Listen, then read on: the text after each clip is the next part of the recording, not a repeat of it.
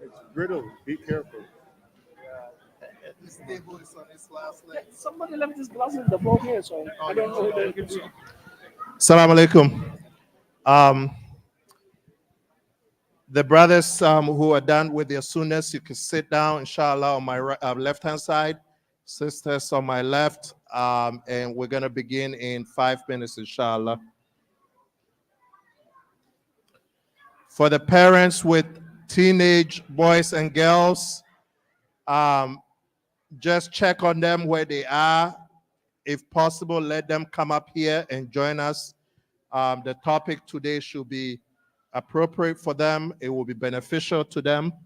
So just if you have teenage boys and girls here, please take a minute to go downstairs and bring them up here so we can start the program. You should know what they're doing in the masjid anyway. So just take a minute and bring them up here so we can start. And we're going to start with Quran recitation.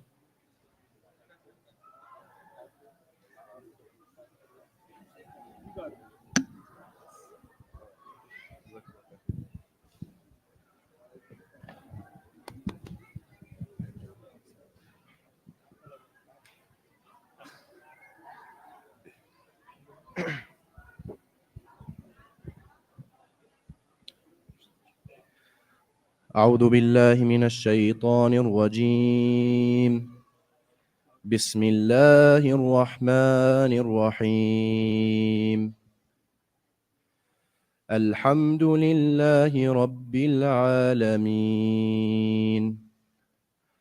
الرحمن الرحيم. مالك يوم الدين. إياك نعبد وإياك نستعين. اهدنا الصراط المستقيم. صراط الذين أنعمت عليهم غير المغضوب عليهم ولا الضالين.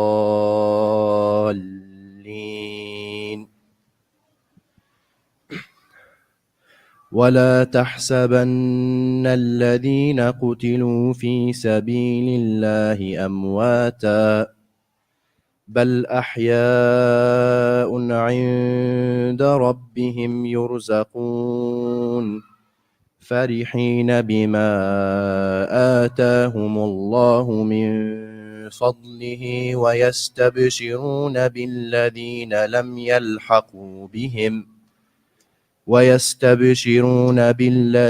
لم يلحقوا بهم من خلفهم ألا خوف عليهم ولا هم يحزنون يستبشرون بنعمة من الله وفضل وأن الله لا يضيع أجر المؤمنين.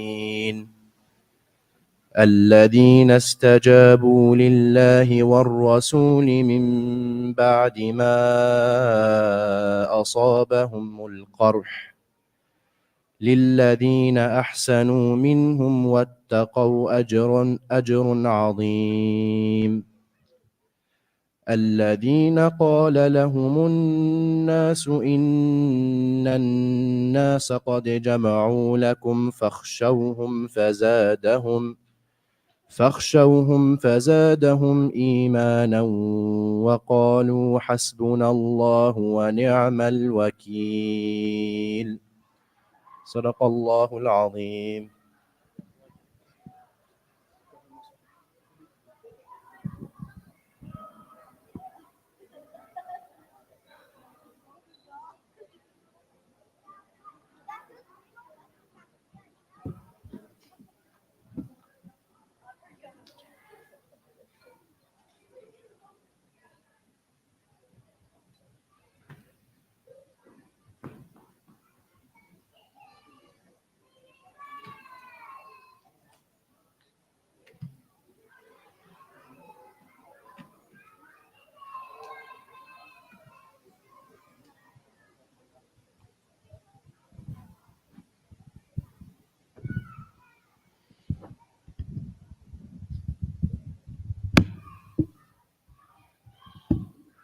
السلام عليكم ورحمة الله.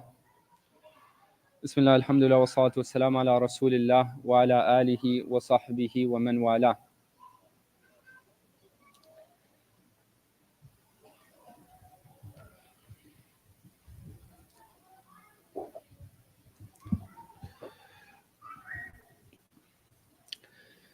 بسم الله الرحمن الرحيم.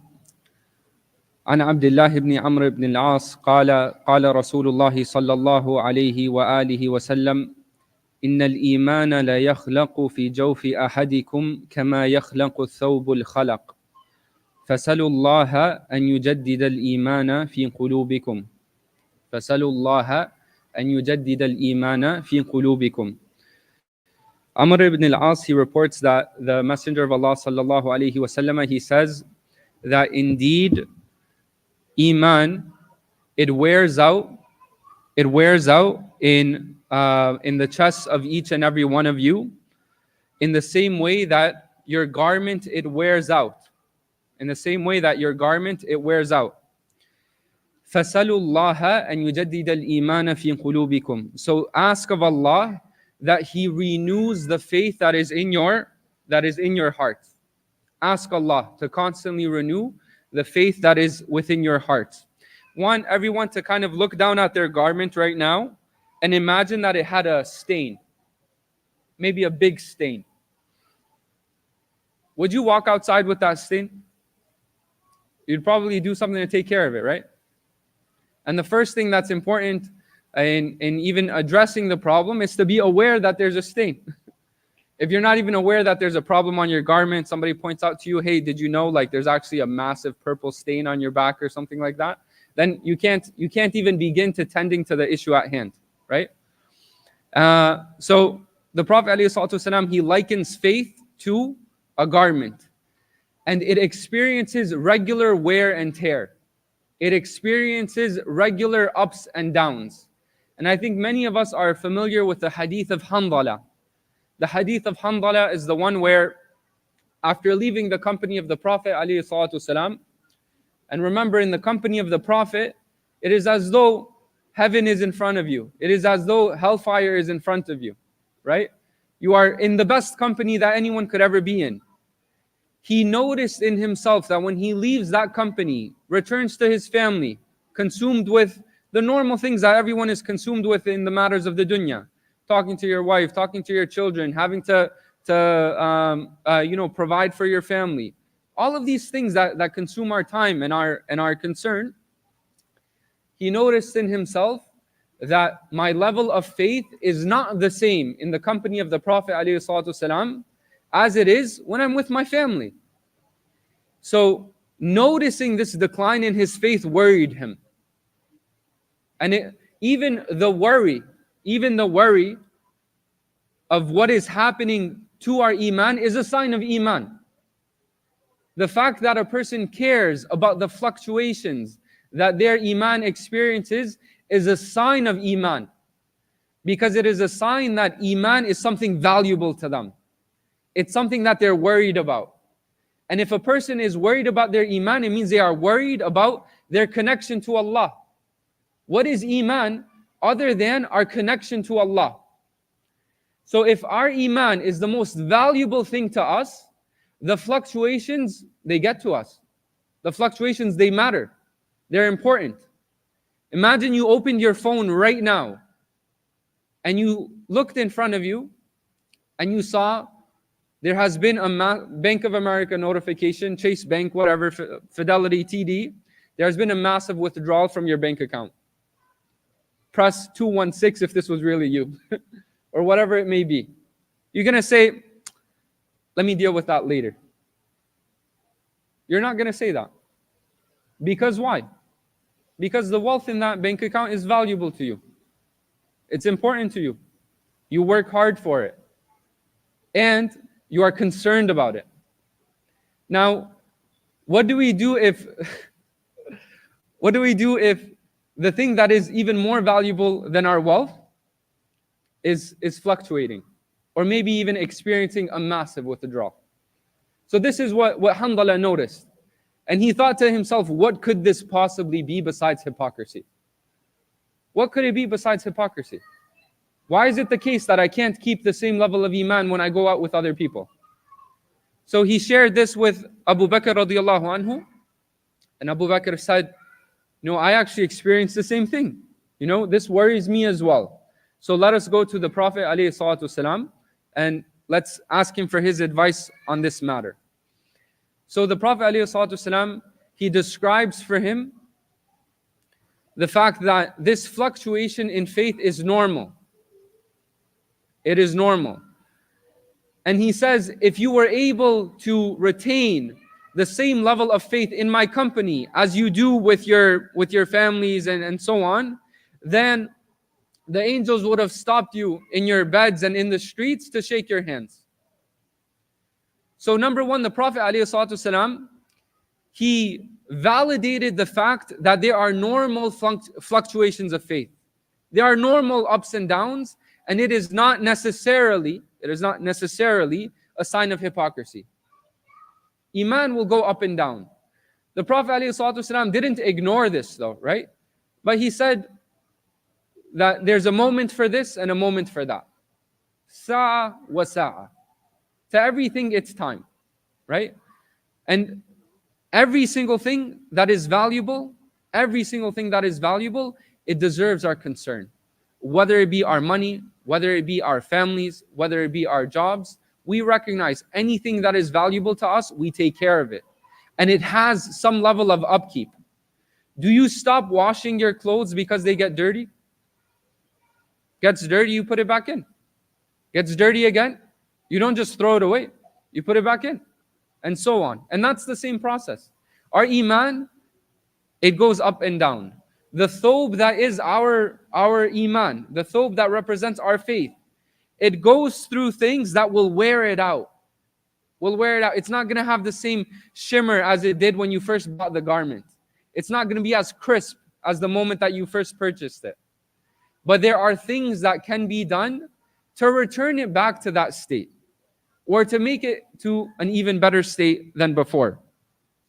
But it is something that the Prophet ﷺ, he says that that all of our Iman is susceptible to these ups and downs. So don't just leave the problem alone.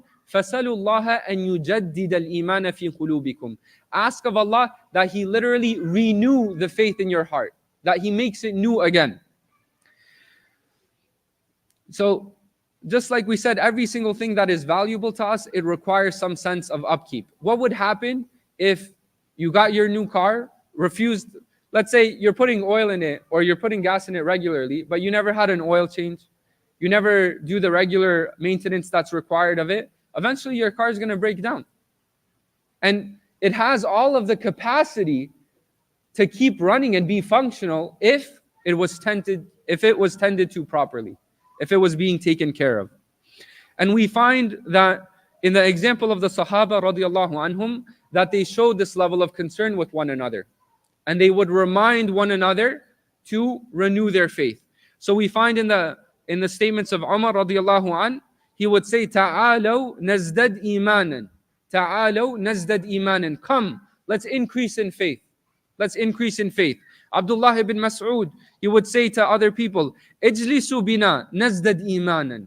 Come, let's sit together. Let's sit together so we can increase in our faith. Abdullah ibn Mas'ud, he would actually specifically make dua as well.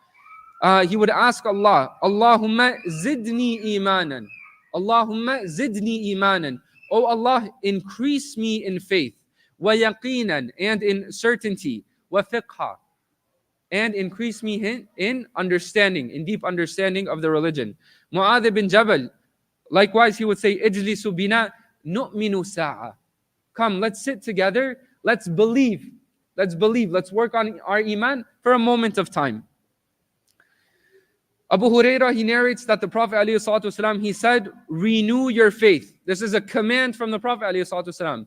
Jaddidu imanakum. Jaddidu imanakum. قالوا يا رسول الله وكيف نجدد إيماننا. O Messenger of Allah, and how is it that we renew our faith? How are we supposed to renew our faith? The Prophet ﷺ, he said, أكثروا من قول لا إله إلا الله. Say abundantly, La ilaha illallah. Remind yourself of Allah. Remind yourself of this greatest of dhikrs, that there's no one worthy of worship except Allah, that all of your devotion belongs to Allah. The reason why you were created was for this kalima. The reason why all of us were created was for this kalima. So what are some of the things that actually wear our iman out? The first and foremost thing that wears our iman out is the disobedience of Allah. Our sins, if we were to visualize them as anchors, as weights, they weigh our iman down. It is one thing to experience the wearing out of our iman by just being busy with the rest of the world. That's one thing. But actually engaging in sin is something that it's one thing to have your throat be dirty because you were engaged in regular errands. It's another thing to be swimming in mud. When we sin, it's not just regular wear and tear. When we sin, it is like we're swimming in mud. It's going to get dirty. It's going to get filthy. When we sin, especially when we engage in major sins, these are the kinds of things that they really put our iman through the ringer, as they say. They really take a toll on our iman. So if something is valuable to you, you do your best to protect it from the things that are going to harm it. It's going to be, it's one thing to say, okay, I'm engaged in certain things where I'm not focusing on this. I'm not making a priority of this. But how much different is it to say I am going to do the exact kind of things that destroy my iman? I'm going to sit with company that not only will they not remind me about Allah, but they will put me in an uncomfortable position where they may joke about Allah. Hasha. They may say something about Allah that's inappropriate. They may engage in lying. They may engage in cheating, whatever it may be. Those kinds of things are a lot different and a lot more severe and a lot more impactful to our iman than the distracting talk, worrying about your grocery list, speaking to your family, talking to a coworker about business. These things are of completely different levels, right? So it's important for us to be mindful that engaging in the disobedience of Allah is of the most harmful things that ruins our iman, right? And with every sin, remember, with every sin, as the hadith mentions, that Allah Azza wa Jal, He places a black dot upon our heart, right? This is the heart that holds our iman. The more darkened it is, the less capable it is of carrying that iman. So we ask Allah Azza wa Jal that He protects us from sins. From the other things that wear out our iman is distraction.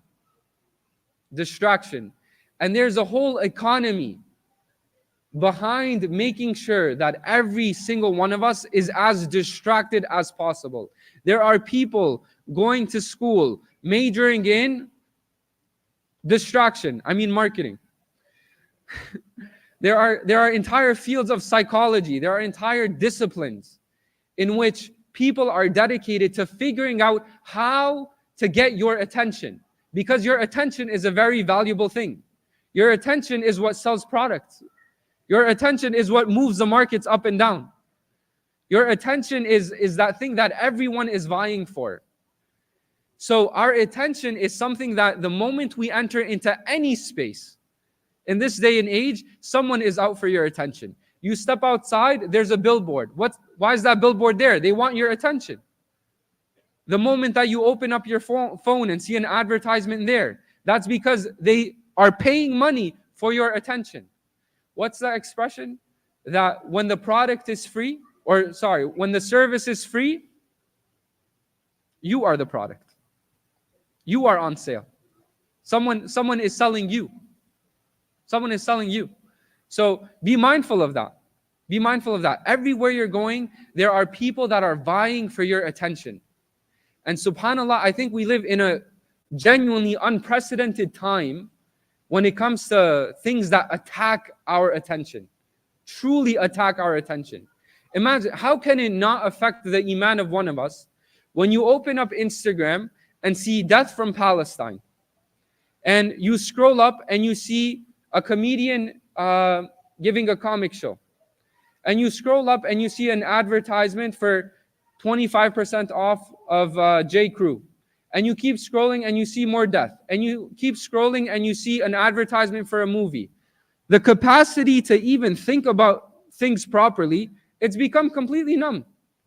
The moment you see that news story telling you this happened in this part of the world, by then you've experienced so many emotions in about 15 seconds time that it's as though we've forgotten the capacity to evaluate these things properly. So it's important for us to understand that when we are giving our attention away and consuming all of this kind of information and experiencing sensory overload, literally input overload, we're experiencing so much that it doesn't give us the capacity. We're not built for the ability to consume that amount of content this quickly and to be able to shift from the proper emotions that every single one of them require of us to digest it properly. So it's important for us to understand that too much time in social media, too much time, even if it's not social media, if it's news, whatever it may be, these kinds of things, they have a big capacity to wear out our Iman. They have a big capacity for us to wear out our Iman. Thirdly, from the things that wear out our Iman is calamities and fitnas that we go through. And every single person is different. There are some people, subhanAllah, the difficulties that they go through, Allah Azza wa Jal makes it a source of their Iman to go through the roof. But for other people, and this I think for most people is a normal response, that going through calamity and having sabr during that calamity is an exhaustive experience, right? It's an exhaustive experience. That your Iman is being tried. It's being tested. It's being tested. And it tires you out. It literally tires you out. Until you say, if only this can go away. You know? So, it's important for us to understand that to not put ourselves in those positions of calamity. Right? There are certain calamities that we ourselves are putting ourselves in. And a lot of those calamities, they come from, like we mentioned earlier, putting ourselves in bad company.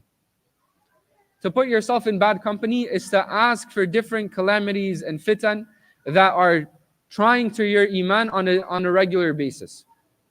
Okay, so we went through a few things that wear out our Iman. You know, the things that are normal, the day-to-day, the errands, the work, the family, and so on. And then those things such as disobedience of Allah, distraction, and calamities and fitan. Now, what is something that we can do? How do we kind of rectify this issue? And the first most important thing that we kind of touched upon at the very beginning, remember, you can't clean a stain that you're not aware of. You can't clean a stain that you're not aware of. So the first step to dealing with this issue is to take a step back and evaluate, to ask myself, have I thought, at what level of Iman do I have? How is my Iman today different than my Iman yesterday? How is my Iman this year different than it was a year ago? How is my Iman now, even considering Allah has given me more blessings? Allah has removed certain difficulties from my life. Am I closer to Allah? Have I used those blessings to help me? Or have those blessings become a distraction? Because if those blessings become a distraction, they are fitna. The blessing became a fitna. The blessing became a musibah. And there are masa'ib, there are calamities that become blessings because of what we do with them as well.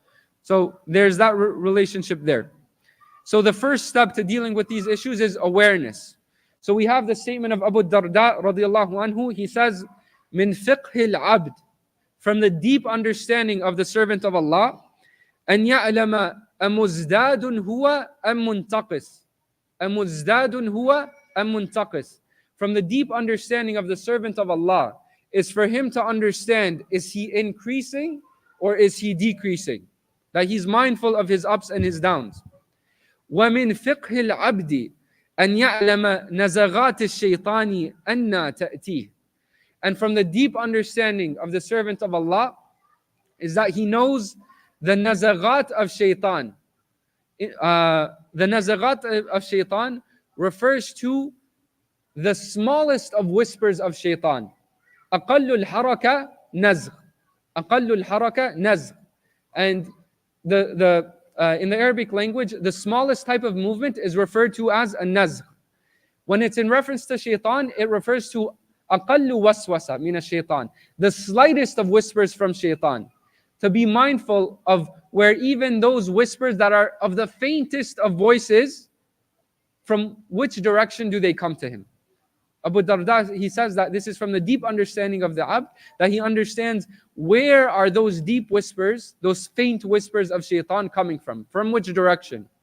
Are they in the direction of telling him to spend time with certain people, to open certain channels, to spend time on certain apps, to engage in XYZ, whatever it may be. But to have that mindfulness about looking at your Iman, is it going up, is it going down? And what are the things that are influencing, what are those factors that are influencing the ups and the downs? Okay. So one of the first things that we must understand is that the most important of actions that any single one of us engages in, and the most important of actions that all of us are to dedicate our energy to, are those things that Allah Azza wa Jal has made obligatory upon us. We go through great efforts sometimes to do things that Allah Azza wa Jal hasn't necessarily per se made that action obligatory. We will book a flight to DC. We will call out of work to attend a march that may not be obligatory in and of itself, but we will miss Fajr that day. This is poor understanding. This is ghurur. This is to fool yourself. This is to deceive yourself. To go through great lengths to do those things which Allah has not obligated upon you, and to ignore those things which are a clear obligation from Allah upon you. So to be sincere to Allah is to say that the things that I will spend the majority of my effort in drawing closer to Allah, are those things which He has obligated upon me. Anything else, it shows a poor understanding of the religion. The Prophet ﷺ, he says in the Hadith Qudsi, where he narrates on behalf of Allah, he says that Allah Azza wa Jal, he says, ما تقرب عبدي إلي بشيء أحب إلي مما افترضته عليه. That my servant doesn't come close to me with anything that I love more, except that which I've obligated upon him. Allah says that there's nothing you can do to come closer to me that is more valuable to me than that which I've obligated. So if you are trying to come closer to Allah, and you're not doing those things which Allah has obligated, then do not be surprised if you do not sense that closeness. This car of Iman, it runs on faith. It runs on these obligations. If you don't put that in it, the car's not going to run. If the car's meant to run on gasoline and you put diesel on it, it's not going to go very far. This kind of scenario is trying to put gasoline in a Tesla. It's not going to go very far. So to be mindful of what are those things that are going to fuel our Iman. And the most important thing is those things which Allah Azza wa Jal has made obligations. After that, Allah Azza wa Jal, He mentions, وَلَا يَزَالُ عَبْدِي يَتَقَرَّبُ إِلَيَّ بِالنَّوَافِلِ حَتَّى أُحِبَّهُ. Then, after that, the servant continues coming closer to Allah in performing those supererogatory actions, those extra actions, until they earn the love of Allah, which is the most valuable of all things. But Allah Azza wa Jal is telling you this is the roadmap to His love. This is how you earn the love of Allah. That you do the obligations first and foremost, your obligations towards Allah, your obligations towards your families, and so on. And then you do those things which are recommended but not necessarily obligatory. It's also important for us to understand that the things that increase one person's Iman are different than the things that may increase another person's Iman. There are some people where making food for other people, feeding other people, so that they're entertained in the masjid. That kind of thing, it makes their iman go up sky high. MashaAllah, that's excellent. There are other people where sitting in a circle of knowledge, it makes their iman go sky high. So to be mindful, what are those things that bring my iman specifically up? It is okay to be of the type that their iman goes up with the first and not the second, or the second and not the first. Allah Azza wa Jal, He created us in different ways. There are different things that are going to bring each of our iman up, right? So it's important to be mindful of that. And that when those moments come, when you feel that high of iman, that you take advantage of those moments. There are times when all of us, we experience a little bit more energy than other times. Those times when you experience that extra amount of energy, you take advantage of it. You take advantage of it. There are times to seize on the opportunity, right? That's why Ibn al-Qayyim, he mentions in Madarij al-Salikin that Umar radiallahu anhu wardah, he says, إِنَّ لِهَذِهِ الْقُلُوبِ إِقْبَالًا وَإِدْبَارًا إِنَّ لِهَذِهِ الْقُلُوبِ إِقْبَالًا وَإِدْبَارًا فَإِذَا أَقْبَلَتْ فَخُذُوهَا بِالنَّوَافِلِ وَإِنْ أَدْبَرَتْ فَأَلْزِمُوهَا الْفَرَائِضِ. Umar radiallahu anh, he mentions, he says, these hearts of ours, they have iqbal and they have idbar. Iqbal is that drawing closer to Allah. That you're in that moment where you're having you have that inclination to do the good deeds. It's already coming natural to you. You have that energy, right? So he says, during those moments when you're feeling high on iman, فَخُذُوهَا بِالنَّوَافِلِ, do the extra deeds. You have extra energy, do more of the supererogatory deeds. Make more dua, pray more, read more Quran, give more sadaqah. When you find yourself in that state of iman, you sit through a lecture, you feel high on iman after that lecture, take advantage of that high. Pray a couple extra rak'ahs, make some more dua, make some dhikr, read some Quran. Take advantage of that moment, live in that moment. خُذُوهَا بِالنَّوَافِلِ. He says, make your heart do these extra things in those moments of high iman. But what about during those moments of idbar, where it's literally as though there's a retreat. Your heart has retreated. It doesn't feel that same level of high iman. What do? فَأَلْزِمُوهَا الْفَرَائِضِ. أَلْزِمُوهَا الْفَرَائِضِ. Then bind it. Make it compulsory upon yourself to do the obligatory deeds. So these ups and downs that we have, our baseline should be those things that Allah Azza wa Jal has made obligatory upon us. When we don't feel the high on iman, I'm still waking up for Fajr. When I feel the high on iman, I'm going to also pray 2 rak'ahs before Fajr. And so on. To take advantage of those moments when we have high iman, but that we make our non-negotiables, the things that we are never willing to compromise on, those things that Allah Azza wa Jal has made obligatory. So, these are the main things that I wanted to focus on. Number one is to be mindful of those things that are taking away from our iman, those distractions, those sins that we're engaging in, the fitnas that we're engaging in, and how to have sabr during those times of calamities until inshallah we can make it out of them.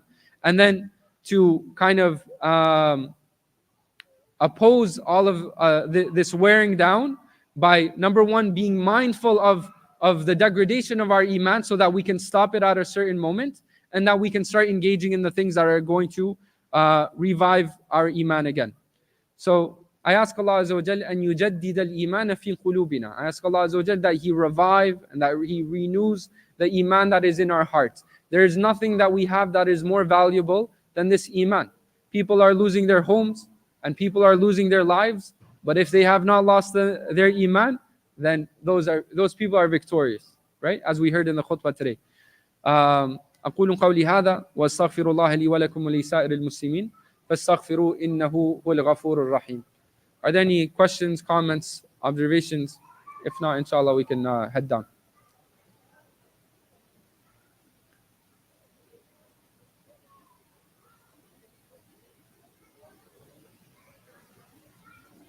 I saw the nudge. I didn't see a question, but I saw the nudge to go downstairs. So, yeah, go ahead. What is fitna? That's the question? Okay, fitna. This is a very beautiful thing about the Arabic language. So we use the word fitna to refer to a trial or a calamity or an obstacle or some kind of difficulty that tests us. A fitna, you can think of it as a test. It's trying us. It's testing. The word fitna in the Arabic language, it comes from the process of purifying metal. You're purifying metal. You know, you take metal from the ground, it's filthy. It has germs on it, it has dirt on it. Maybe it's combined with different kinds of metals. But let's say you only want the gold. So you raise up the temperature until the impurity, it starts to fall off. And until you raise up the temperature, you keep raising up the temperature until you finally get that gold. Fitna to dhahab. It is the process of purifying metal, for example. You keep turning on the intensity, keep turning on the heat until you get what's really inside. Till you get that pure thing that's really deep down inside after everything else has been removed. So the process of going through a calamity is the process through which Allah tests us of what is really inside. What is inside our hearts? We claim we have Iman, you go through this difficulty. How real was your Iman? So that's what the word fitna refers to. Fitna are those things that they try us, they test us.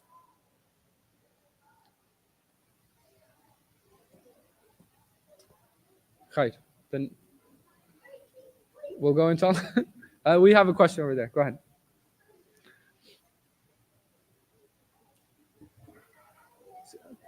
Can you speak up? Regards to sitting?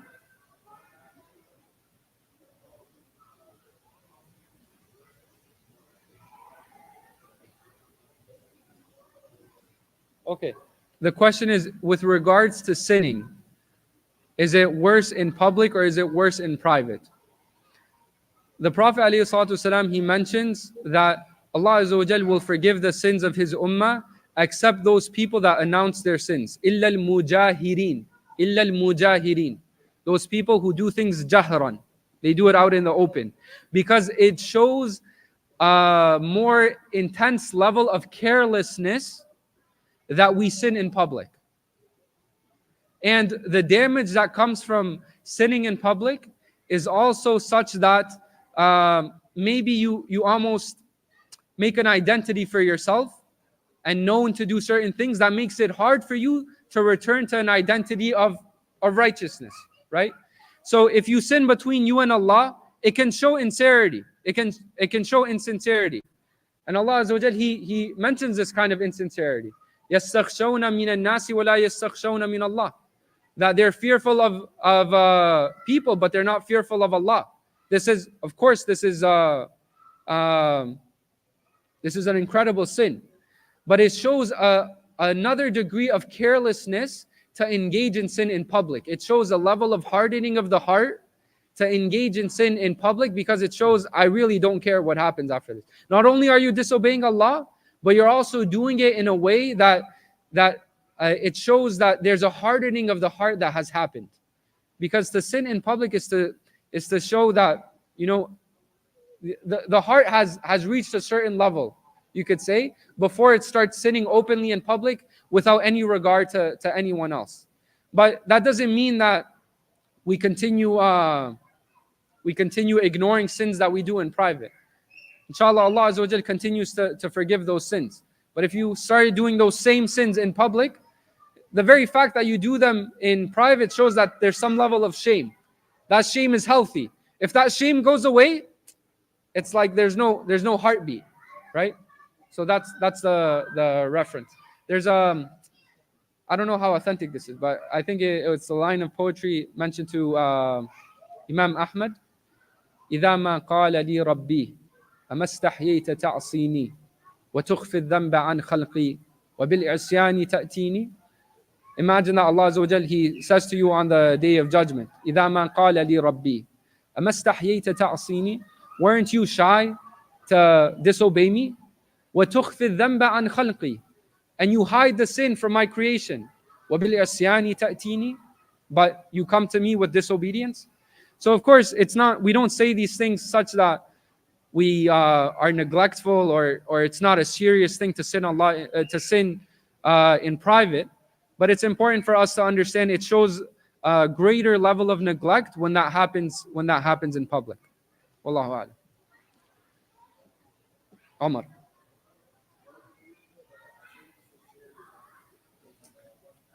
What are the means of attaining sincerity in one's actions? This is probably like a very big topic. It's a great topic. But in the same way that sinning in public, in private, shows that there's insincerity, obeying Allah in private is a great indication of sincerity.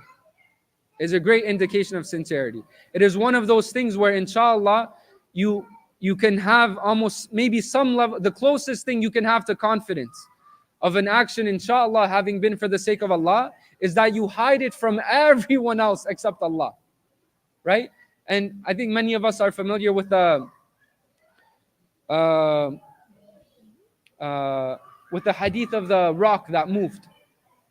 The rock, that the people that made dua to Allah Azza wa Jal with deeds that were very difficult for them. So number one is you do good deeds in private. And number two is you do those kind of good deeds that have some kind of difficulty in them. Because why would you do something difficult if not for sincerity?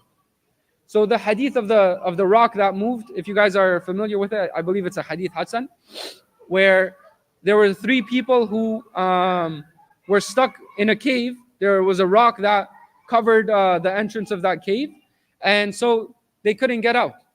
And so one of them had the idea, how about we ask Allah by virtue of our deeds? If our deeds have been sincere, then He relieve us of this calamity. So one of them, he says, "Oh Allah," this is a beautiful hadith, subhanAllah. "Oh Allah, there was a time when I had the habit of feeding my parents before I fed the rest of my family. But there was one day where, grazing the stock, the livestock, took a bit of time, and I returned home very late until my parents had already fallen asleep. But it was my habit to show the level of honor to my parents such that I give them to feed first before the rest of my family.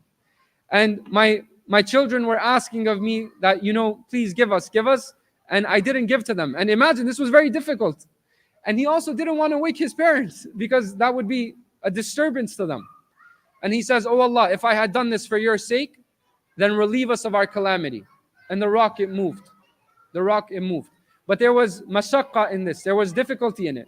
His kids are asking of him something, right? And he wants to show this level of honor and respect to his parents. And that was difficult. He says, "Oh Allah, if that was for your sake, then relieve us of our calamity." Another of them, he said that there was an employee that used to work for me. And at the end of the day, basically he was an employee that he worked a little bit harder than the rest of them for the day. And towards the end of the day, when it was time to pay the wages, he wasn't satisfied with the wage that I was going to give him. He said, "I worked harder than the rest of them. You should give me a little bit more." So there was a dispute until he left his wages. He never got the wages. And so he took those wages and he invested it for this employee. And it became a grand fortune. It became land and cattle and all of these things. And then that employee, he fell on hard times one day. And when you fall on hard times, one of the things you do is, who owes me money? What debts do I have? What can I sell? Does somebody owe me something? So he goes back to him and he says, "Do you remember that day I worked for you? I never got my wages." And how easy would it have been to say, "Oh, your wages? $100? Here you go." Right? But I had taken his wages specifically and I had invested it until it became a grand fortune. And I said, "Everything that you see here, it is yours. Because it was the fruit of your money. It is yours." And he said, "Oh Allah, if I had done that sincerely for your sake," because there's mashaqqa there. You do that which is difficult. What that really refers to is going against our desires. Mukhalafatul hawa. Going against our desires. وَأَمَّا مَنْ خَافَ مَقَامَ رَبِّهِ وَنَهَى النَّفْسَ عَنِ الْهَوَى. وَنَهَى النَّفْسَ عَنِ الْهَوَى. فإن الجنة هي المأوى. Whoever fears the standing in front of their Lord and prohibits themselves from following their desire, then Jannah will be their residence. And the third person who was stuck in that cave was someone who he had a crush. He was really infatuated with a woman. And he made advances towards her, and she never accepted those advances until she fell on hard times. And she said, she came to him asking for help, and he said, I can help you, but, allow me to fulfill my desire with you.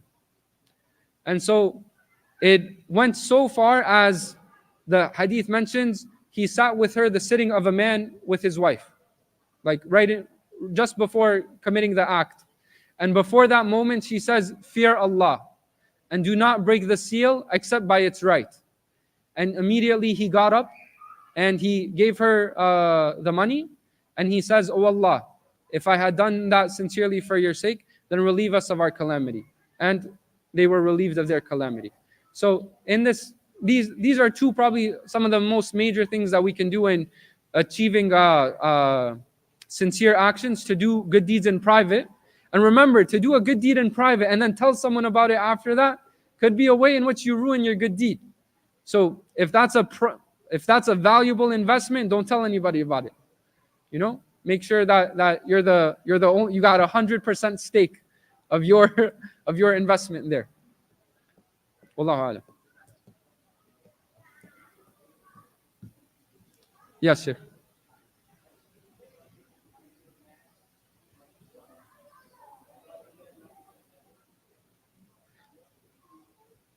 What's the ruling on wiping over the socks?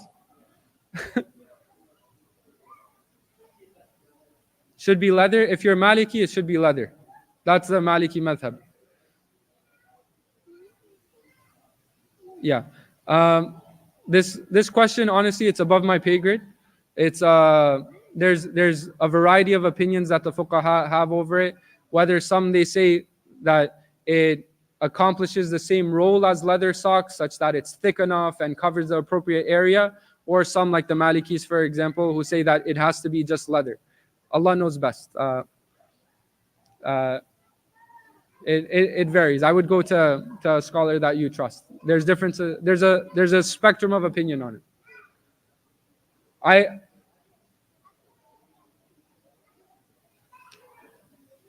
None that come to mind that I know of. It's an established practice. The only dispute is the nature of the fabric that you wipe over. But there's no one that says you can't do the action. Yeah. And you had a question too? We'll make this the last question, inshallah. What is a sin? A sin is to do something that is not beloved to Allah. And actually, even though it's a simple question, it's a very insightful question. Sin is that which is not beloved to Allah, and it's also important for us to equate sin to something else. Sin is that which harms us. Sin is that which is bad for us, like junk food, like chips, like sugar.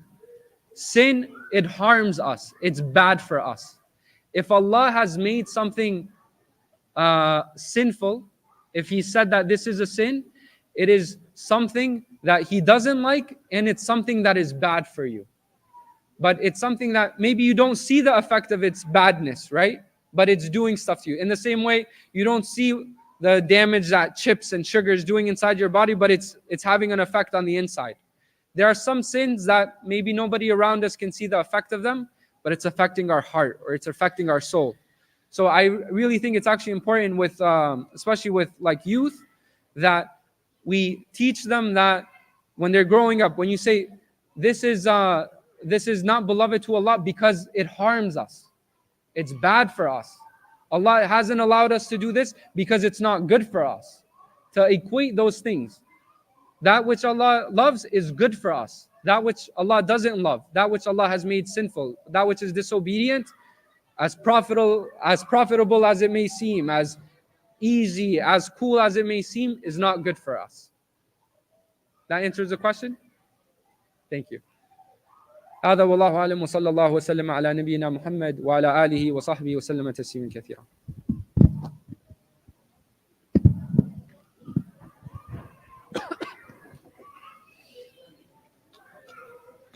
Are these Muhammad's glasses? Muhammad? Oh, okay.